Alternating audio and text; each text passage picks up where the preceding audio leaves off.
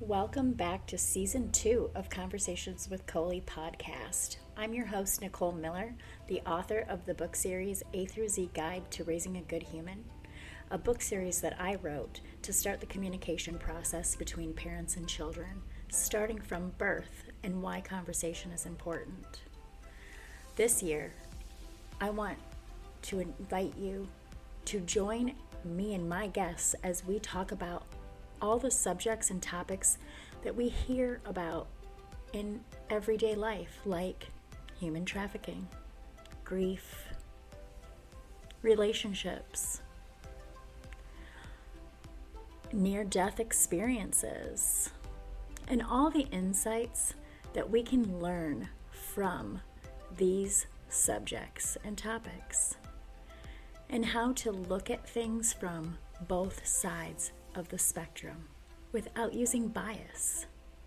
Join me and my guests this season as we heat up the summer and the airwaves with our hot topics, and we start opening the doors and shaking out the rugs that we have been carrying with us through generations to truly be the change. Welcome back to another episode of Conversations with Colie. Today I'm speaking with Jo Leavitt. Jo is a lifestyle confidence coach at The Confidence Swinger, and she is also the podcast host of the Confidence Swinger podcast. Welcome, Jo. Thank you so much. I'm so excited to be here. Same. I'm excited for this conversation too. But first, we always do an icebreaker question. So this one's yours. If life for you now was a theme park ride, what would it be and why? Ooh, that's a good question. I'm gonna say, so I can't ever just be like a normal standard, like this is the ride. So mine is going to be like a combination of like an amusement park and like a roller coaster. So it's going to have some of those aspects of just like fun and silliness with like the ups and the downs and the scary and the excitement. So yeah, that's mine's like a hybrid. Mine's a hybrid. I like that. I love that because it's true, though. I mean, if you sat there and looked at an amusement park and thought, what ride would describe my life in this moment? Yeah, a lot of times it's that hybrid roller coaster. Yeah, it is. And the roller coaster is great and I love the excitement of it. And I think that's part of the reason like I'm a little bit of an adrenaline junkie. Like I love that excitement, but I also love the silliness of of like a of the mirrors or that just like silly, Funhouse type the fun thing. house, Yeah, exactly, the fun house. So it's kind of a little combination of both. I like that. I love that. So tell everybody about yourself. Okay, so I am 46 and I am married. I've been married to my amazing husband we've been married 8 years. We've been together 17. He had some commitment issues. Yeah. Anyway, so we've been together 18 and we've actually been swinging together for 17. We've got four amazing boys. They're all grown now and adults with, families of their own. I have four grandkids, and having grandkids is just absolutely the best thing in the world. I This is the best know. thing ever. You and I are the same age. I have two grandkids. And let me tell you, if I could have just not had the kids and just had the grandkids. Oh my gosh, it's a whole different thing. Like it's like the Uh-huh. love that you have for your kids, but without all of the worry and the stress and the responsibility. So, Yes. yeah, it's I was awesome. just thinking about that this morning about how, as grandparents, we get to just immerse ourselves into the fun part because we don't have the worry and the stress. Like when we were moms, we had the worry, the stress, keeping this thing alive, and all the things that went with it. And it was a lot. And you don't get to like immerse yourself into the joy of children. Yeah. So you really couldn't appreciate all of them at that moment because yeah, you're just so overwhelmed by the responsibility. So you get all of the wonderfulness. You get the fun of experiencing this perfect little human and teaching them all of the things that you wished you would have taught your kids, first of all. Mhm, And you mhm. have this great perspective, but without the responsibility, the day-to-day responsibility. So it's the best. I love that. I love that. So you already answered my question about how long you were swinging for. What got you into the swinger lifestyle? Yeah. So, like a lot of people, what it's been my experience that a lot of people get in have very similar origin stories for swinging, but I am bisexual and I wanted to explore that aspect. And I'd never even really been in a relationship that I felt um, secure enough in to explore that with anybody Mhm. else before. So it shifted, things when I got with my husband Chad, he did kind of create that safe and secure relationship. And so I opened that up to him and I said, I have this attraction to women. I have this interest. I have this desire and I think I want to like explore that. And he said, "Okay, like let's try that. I don't want you to not be able to explore something that you feel like is important to you." Yeah. So we really got into it like that. It was very me oriented. When we first got into it, it was just for the opportunity for me to explore playing with other women. And sometimes he would watch and sometimes he wouldn't. And that was fine. And then he kind of started participating a little bit. It kind of for a lot of people, it changes and it shifts and it morphs over time. But he kind of started playing as well. And then he started playing some solo. It's changed a lot. We probably don't have the typical swinger story as far as like we weren't so much into like just couple swapping as Right. much. Our dynamic was more um it's always been me wanting to pursue other women. So Okay. that was really the focus. There has been times over the years that I have been attracted and played with other men, but it's never really been the focus of our journey. So, Right. yeah. Right.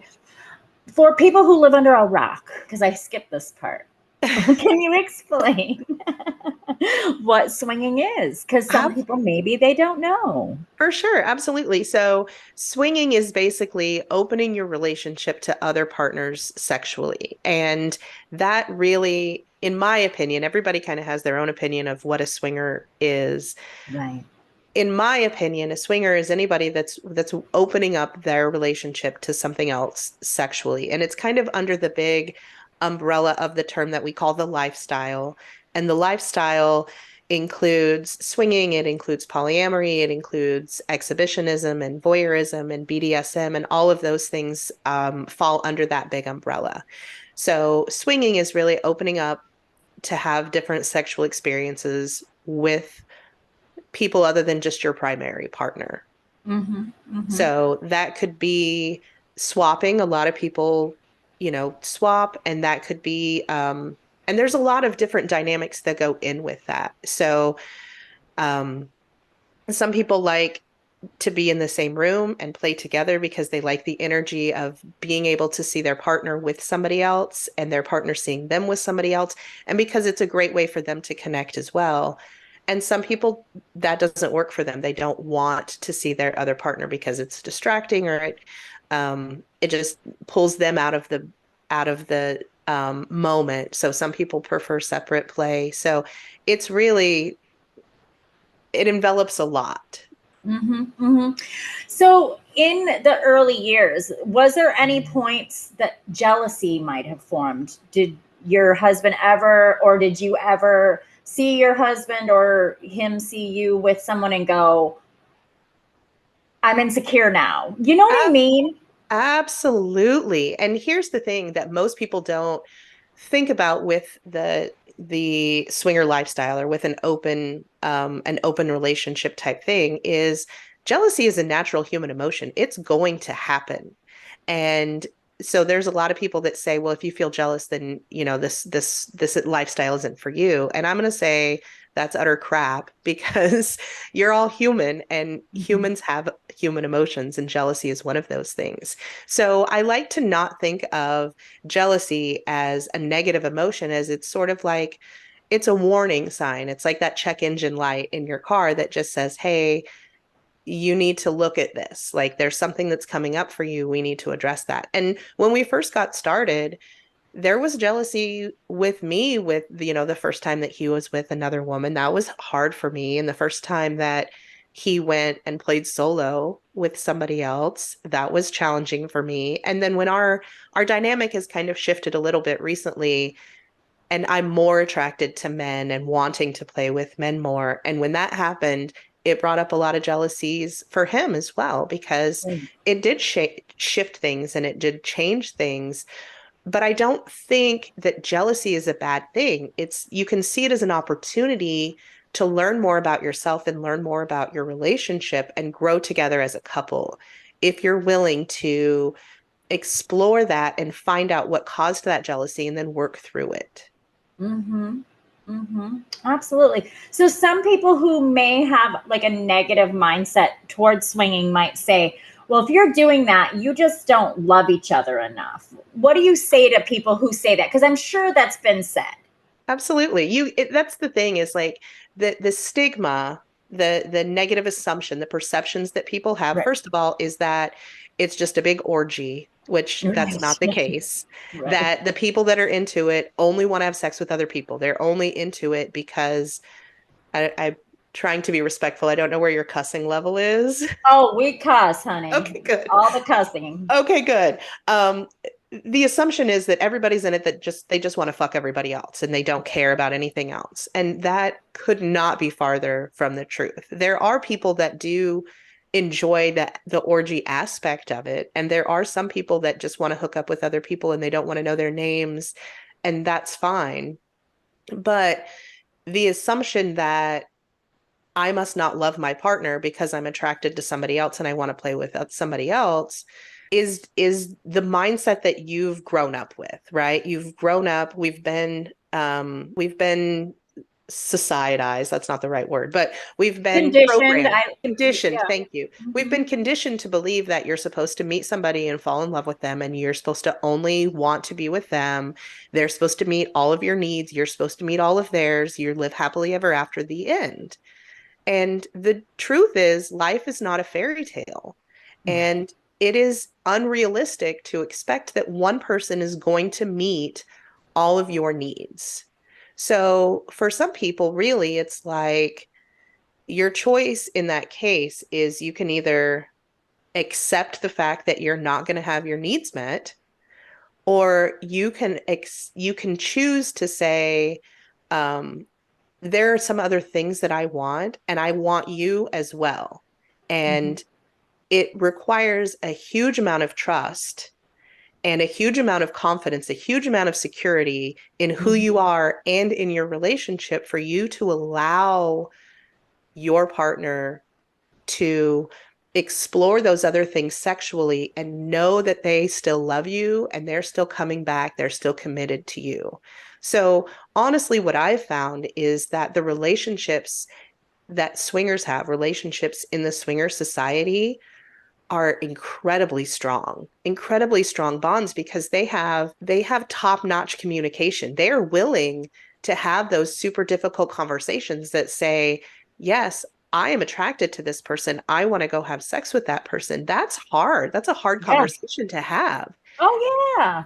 And you're willing to have that conversation, and because you're willing to have those hard conversations at first, they get easier and easier. Right. And so your communication levels are just top notch, and your trust levels. Like, it's challenging, especially for a lot of people when they first start, is having those insecurities in yourself and all of those doubts about, what if somebody is better than me, you know? Right. Right. And that's why I coach on confidence, as well as, like, my niche is obviously swingers, but that's why I coach on confidence, because when you have that security in yourself, that acceptance and that trust in yourself and in your relationship, then it really does allow you to be open to other possibilities. Right.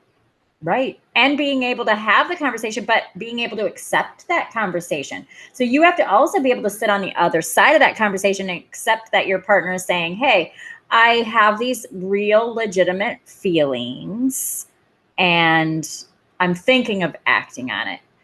And being willing to accept it and know that your person loves you keeps you from doing the things that tear marriages down.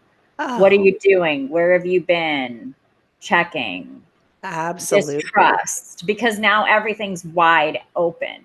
Everything is wide open. And here's the thing too is um so it doesn't mean that, it's normal for people to be attracted to other people.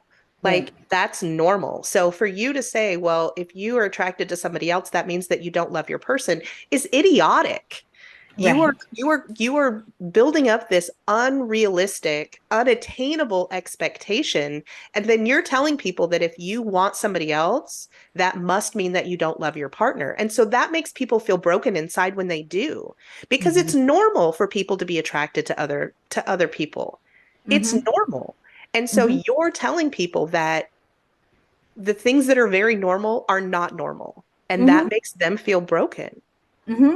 And then it starts fights. You can see an attractive, say, woman walking down the street. Your husband looks and you say, "Did you look at her?" And his automatic reaction is to lie. Now you're pissed because he's lying.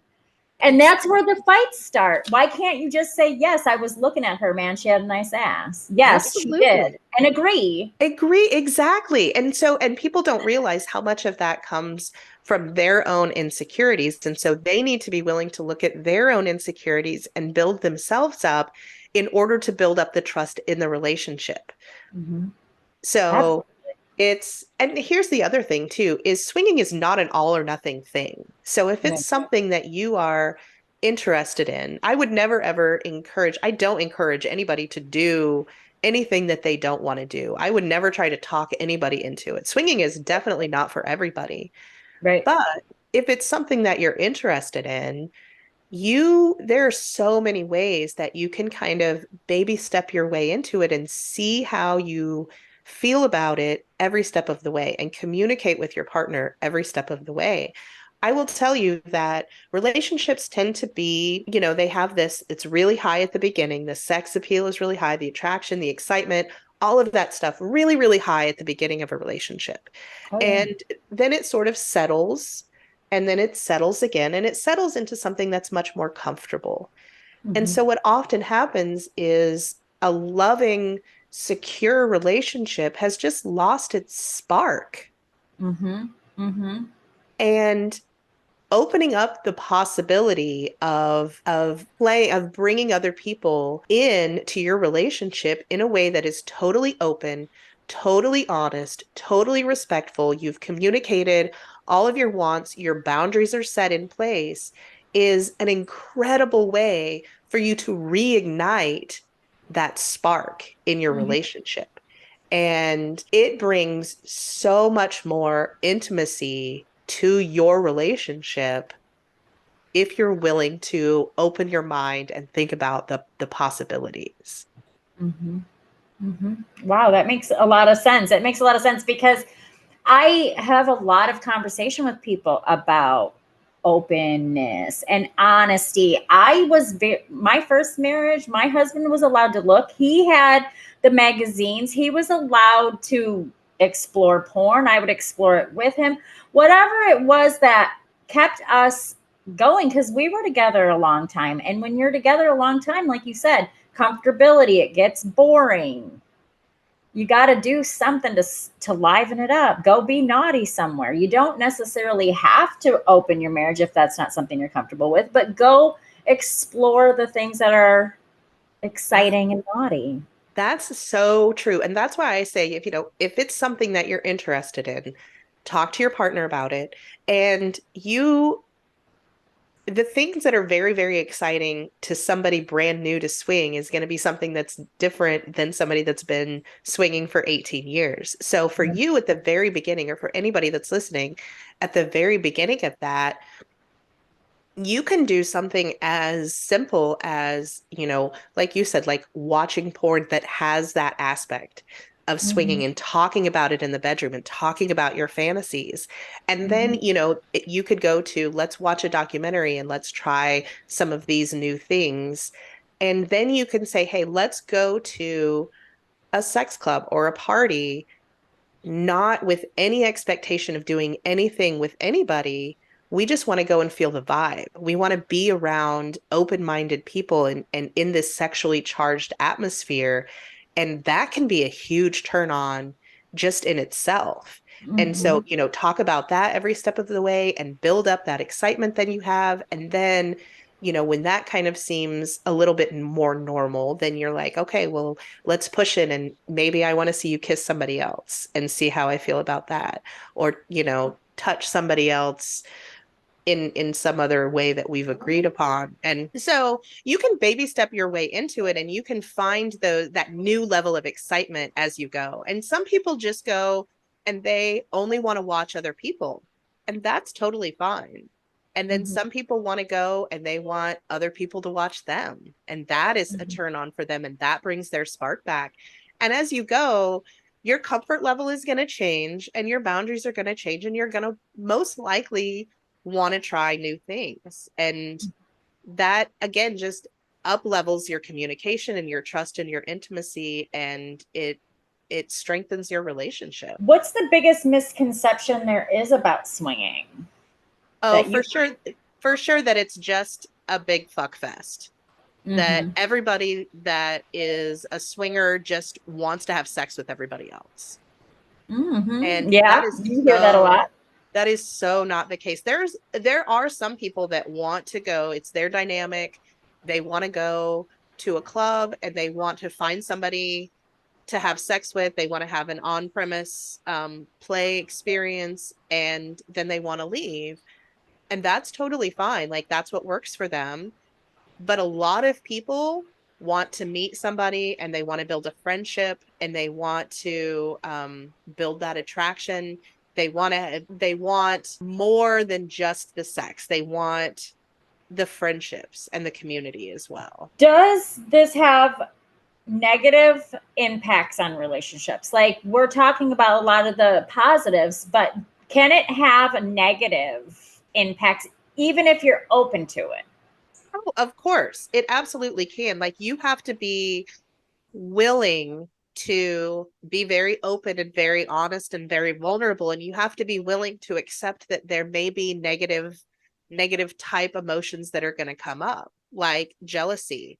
And you have to be willing to talk about that with your partner, and you have to be willing to accept that you're never going to not be able to have that image in your head of your partner with somebody else. And so some people, that doesn't work for them. Some people just cannot get past that. Mm-hmm. I think if you go into it being very aware of your own self-aware, there we go. That's what I'm trying to Yeah. say. You need to go in being very self-aware and very open to the possibility that, there could come up like negative emotions and jealousy and insecurities and things like that. And the willingness to be honest and work through those things. Right. Right. Here's something that I see a lot of content around when it comes to like opening your marriage sexually. If you're into BDSM, you hear a lot of like, oh, that evolves you into this depraved human. What is your opinions of that? Like, you're opening yourself up sexually, you're allowing, freedom in your relationship, and some people will say when you do that and you dabble in that lifestyle that you're bringing on a deeper, I don't know, sexual dark side. Like, you're going to become a sexual deviant Yes. because you choose to have sex with somebody else. Yes, I'm yes, going to because that's say that another one of those like little stigma things that you'll hear a lot about, and you see a lot of content that supports it. Let's just say. um so I would say that for those people, I'm going to say that that's already a part of who they are. Like, I think that's already like, swinging isn't going to make you into a sexual deviant. Right. If you are already have that predisposition to wanting to do um like more and more things, then I don't ever, it's not been my experience at all with anybody that I have encountered in the last 17 years that they've gotten into swing and then, they suddenly became like a sex deviant. And I don't even know what defines a sexual deviant. Like Right. who defines what a sexual deviant is? Like you said Right. BDSM. People have such a misconception about BDSM. It is not, it is the most consensual form of sex that you can have. Like it is very structured, it is very boundaried. And it's not, people have the misconception that it's just all about somebody getting into it because they want to inflict pain on somebody else. Right. Because it's not always about that. Those people don't understand what BDSM actually is. Right. And Right. so those people are not going to be accepted into a BDSM community, or if they are, it's going to be with a tremendous amount of education, because the misconception, the conception that society has about what BDSM is not the reality of what BDSM actually Right. is. Right. Right. And a lot of the content is starting to be like geared towards look at where they ended up because they participated in such. And I find that to be, I don't like that kind of chatter. And I'll tell you why. I had a sexual partner where my thing was I liked a little publicness. So I liked the idea of getting caught. That was my thing. And I opened this person up to this. And then they took it and rolled way farther down the line than I ever would have. And they blamed me in that moment and said, it is your fault that I am this way now. And I was like, no, no, no, no. No. Because I was not predispositioned to the things that they were into. Right. And that is that is them disempowering themselves, because that is them not taking responsibility for their own actions. Mm-hmm. They have the choice in how they choose to follow through and pursue that. And if they find that it comes to a place that's unhealthy for them, then it is their responsibility to seek help for that. Mm-hmm. Mm-hmm. And that's exactly what it was, is that their sexual journey turned not healthy. Right. Right. It's not, it has not been my experience that has happened in the swinger society. I'm not saying that it doesn't. I'm not saying that No. there aren't But instances that's where, not going to cause that, is kind of the point I'm trying to make. right, Like me liking a little bit of, ooh, we might get caught, it could be a thing, does not create, or being a swinger and opening your marriage does not create an opening for a negative experience. absolutely not. No. Yeah. Yeah, for Because sure. that has been my experience when we talk about things like this, is that people's first go-to is, oh, that's going to send you down the road to hell.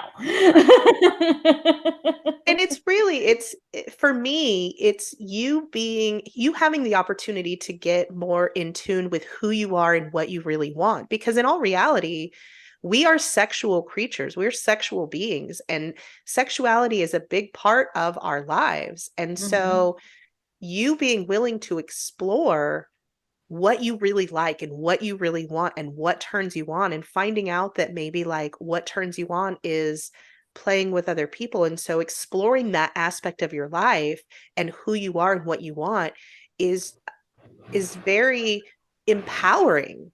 It Yeah. is very confidence building, because a huge component of confidence is knowing who you are and feeling secure in who you are. And so when you're allowing yourself to explore things sexually, and if that exploration takes you to swinging and you found that that's something that you like, something that turns you on, you have a greater insight into who you are. And it is empowering, because now you are saying, I have found the things that I like and that I want and that I need, and I am going after those things because I am worth that. My Mhm. happiness, my fulfillment is worth that because I am worth that. Mhm. Mhm.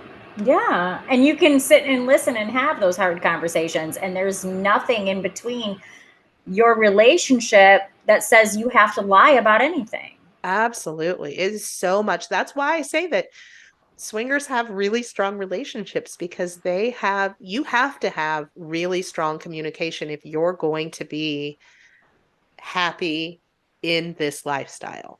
Right. And so it really forces you to. And, Chad and I had a good relationship before. And obviously, we started swinging early on in our relationship. But even at that point, we were like, yeah, we have good communication. And there's been a lot of times through the years that we've thought, yeah, we have communication. And then something will come up that forces us to reevaluate that and take our communication to a whole new deeper level. Mm-hmm. Mm-hmm. I love that. I love that. So, how do people know for sure that it's right for them and for both?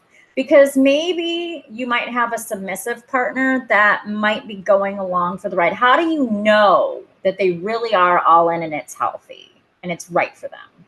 And that's the challenge too, because it's because you're different people and you're different, you have different wants and different needs and different desires.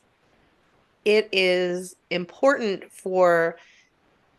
you want this to enhance your relationship, right? And so you need to have that open, honest conversation, and you need to let your partner understand how you feel and then get comfortable with the idea. And usually what we say is you need to go at the pace of the slower person, right? So, um, some of the things I'm working on, like a yes, no, maybe list for swingers of all of the things so a yes, no, maybe list is a great tool for people to utilize. So what that is basically just like a long list of things that like of sexual situations or dynamics or play toys. There's a whole lot of different things that go into those yes no maybe lists, but it's basically like you say yes, I'm okay with this, no, I'm not okay with this, or maybe I'm okay with this. So it's a great tool for somebody at the very beginning because both people can fill it out, and then the things that are both yeses, then that's the place that you start. Yeah. And then as you progress, you're communicating every step of the way, and you're saying, okay, well, we've gone through all of the yeses. Now let's redo the list and see if anything has changed. And if there's more yeses, then you can pursue those, or then you can look to the maybes. Okay, well, how do you feel about this maybe? And let's negotiate this. What makes this a maybe for you? What are you okay with about this? And what are you not okay with about this? And kind of go from there. You should, like I said, like swinging should enhance your relationship, and it should enhance each person individually and you as a couple. And so Right. really, I recommend a lot of self-exploration at the beginning, a lot of you getting in touch with who you are and what your thoughts are and what your feelings are individually, and then coming together as a couple, because it should enhance both people. And if Mm-hmm. you are just doing it, if you're doing this because your husband wants to do it or your wife wants to do it, but you don't really want to do it, but you're doing it because you're afraid that you're going to lose your partner if you don't, that's not a good situation for anybody, because Right. it's not going to be good for your relationship. It's not going to be good for the people that you're bringing in, because you're not bringing them into a solid relationship. Right. So if both people are not on the same page, if one person is a yes and one person is an absolute no, then that person that's a yes needs to decide if swinging is important enough for them to lose their relationship over. And Right. it may be something that you're like, this is important enough to me. I need to be able to explore sexually. Like, it's a need for me, and I'm never going to be happy without that. Then it might be time for you to take a hard look at your relationship and try to negotiate and try to find a way that you can get that need met. But ultimately, your needs are important. Your needs need to come before your relationship's needs. Right. Right. Because if your needs aren't met, your relationship's going to fail. Exactly. A lot of relationships, if one person's putting their thoughts and their feelings and their wants and desires aside, eventually the other person takes. It makes that other person feel like they can't be their own person. They leave, or the relationship suffers. Yeah. Or they just feel broken their whole life because they Right. have not, you know, they don't feel seen and respected and worthy, and that just beats them down. And Mhm. that's not a healthy place. That's not a healthy relationship. Swinging is for healthy relationships. So Thank if you for saying that. let me say that one more time. Swinging is for solid, healthy relationships. And it is not, you know, you can't go, well, our relationship is in trouble and this is a last ditch effort. You know, this is going to bring the spark back. Fuck no. Like that's Yeah. not going to work. No, Yes. Yes. no. Because when I was exploring as a younger person, my second husband talked about his first marriage and how to save it, the wife brought in someone.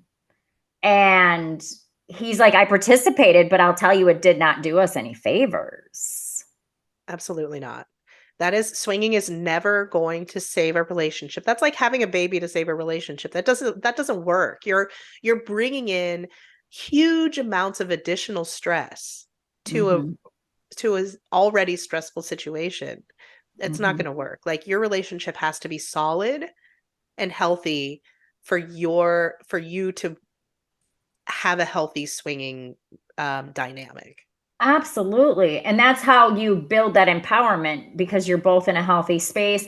You even probably even talking about it and being able to be honest and upfront is probably enough of a spark for some relationships. Absolutely. And here's the really hard thing is I actually just did a podcast episode on having a difficult conversation with your partner. And so much of the time people, you know, don't have a conversation with their partner because they think it's going to hurt their feelings. They don't want to be honest with their partner because they know that what they're thinking or feeling is going to hurt their partner's feelings. It's going to hurt them. And so they avoid that. Right. But you're not doing your relationship any favors by not being honest because your feelings don't go away when you don't share them.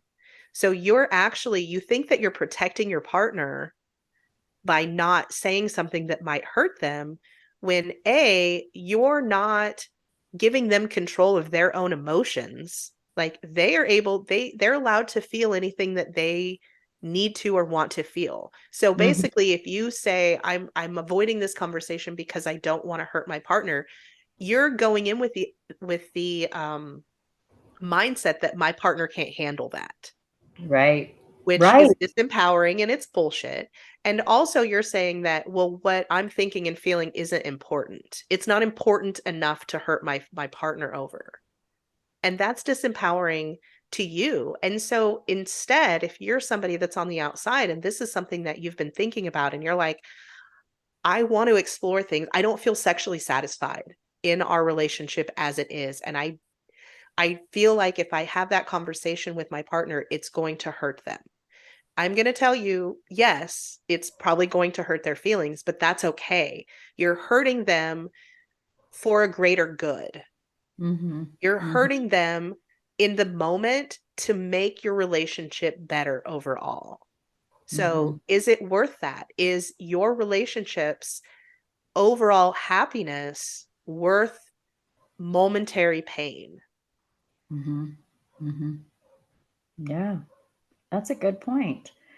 Tell us about your coaching program and how you teach people to be confident through swinging. I thought that was very interesting when I was reading that. I was like, you know what? That would be a good way to teach confidence. Right, right. So, um, I have a 12-week program. It's called Get Out of Your Head and Into Their Bed.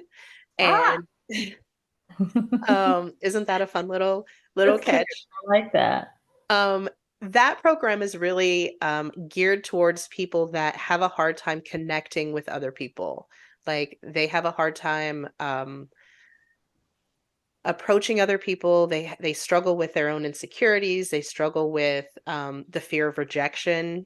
That's a big part of it. So a lot of that program is for that program specifically, like 1 week we do a lot of like inner work. Like we do a lot of work on your thought management and your acceptance and gratitude and your mindset. And then on opposite weeks we do external work. So we do body language work and we do the way that you interact with other people. So for that program, it's really a combination of both. But I gear all of my coaching 100% towards what the needs are of my clients. So I don't necessarily have a set program because everybody has different needs, right? And so for some people, when I have that initial consultation conversation with them, I'm like, they'll tell me what they've been struggling with and what their problems are and what they're wanting to achieve. And as I'm listening, I'm like, well, your issue is that you're not setting and holding your boundaries. And so that's what we're going to focus on for the next 12 weeks. We're going to really focus on getting really clear with your boundaries and setting those in every aspect of your life. And for some people, they have a really negative self-image. And so when that happens, then I'm going to say, okay, for the next 12 weeks, we are going to really get clear on your self-image and where that came from and how you want to feel about yourself and the steps that you can take to feel that way, because confidence is an action before it's a feeling. Right. The feelings come later. You have to take the actions first. That's so true. That is so true. Because I think when working on my confidence as I was growing, at first I felt kind of like an imposter in my confidence. I was like outputting the confidence, and I didn't really feel it at first. It took a while. Yes. And it exactly. It takes the actions and then the feelings follow. Most of the time the feelings follow, but you have to take the actions first. And most people flip that. They're like, well, I can't take that action until I feel confident. And they never take the action. And then they never move forward with that. Right. Right. And then you're stuck. You just stay stuck. That's amazing. Let's talk about your podcast. Yeah. So it is called the Confident Swinger Podcast. And obviously it's geared towards issues that swingers encounter in the lifestyle. But really, like, my niece listens to it sometimes too. Like, you can listen to it just as a total vanilla person and get a lot of value from it, because we talk a lot about, like, this week's episode that dropped was having a hard conversation with your partner. We talk about like negative self-image and negative self-talk and comparing yourself to others. And, we do talk about a lot about swinger related things. Like episode 69 was how to feel confident riding his face. Like, so it's for those things that like I like to say that like your thoughts affect your feelings and your feelings affect your actions and your actions affect your outcomes. So it all comes back to your thoughts.